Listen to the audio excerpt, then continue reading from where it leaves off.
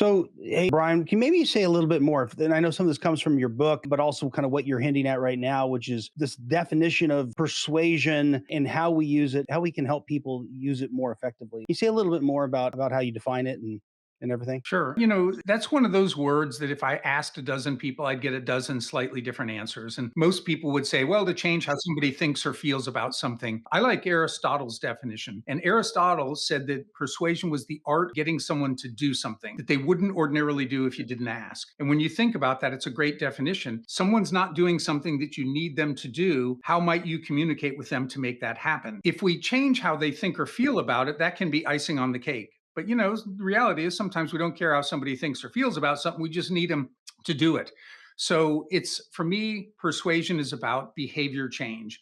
What can we say or do to make that happen? And what I do is I lean on the research from social psychology, primarily Dr. Robert Cialdini's, looking at these principles of influence that are universal across the world in terms of people responding to them. Say a little bit more about those principles, please. Sure.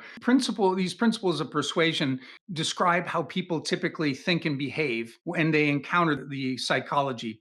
So, for example, reciprocity is one principle of persuasion. Reciprocity is the natural feeling of obligation that we have to give back or to do something for someone who has done it for us first. And social psychologists are in agreement that every human society around the world raises its people in the way of reciprocity. We have just learned over the course of human existence that we can get more accomplished together than we can apart. And that if you help me, it's probably in my interest to help you so that we keep this positive relationship going. So, where people can struggle with that, I can explain it and they're like, oh, I get it. And then they fall into a reward mentality. And rewards are different than reciprocity. Rewards I characterize as if you, I will. If you do A, I'll do B. If you hit this metric, I'll give you a sales bonus. Reciprocity is I have.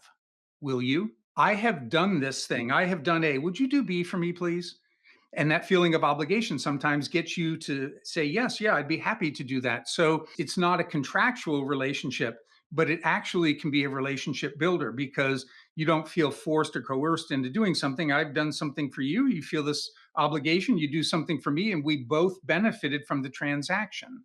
Hey, thanks for listening to today's episode. If you could please rate, review, and subscribe to our podcast, we'd greatly appreciate it. And we'll see you in the next episode.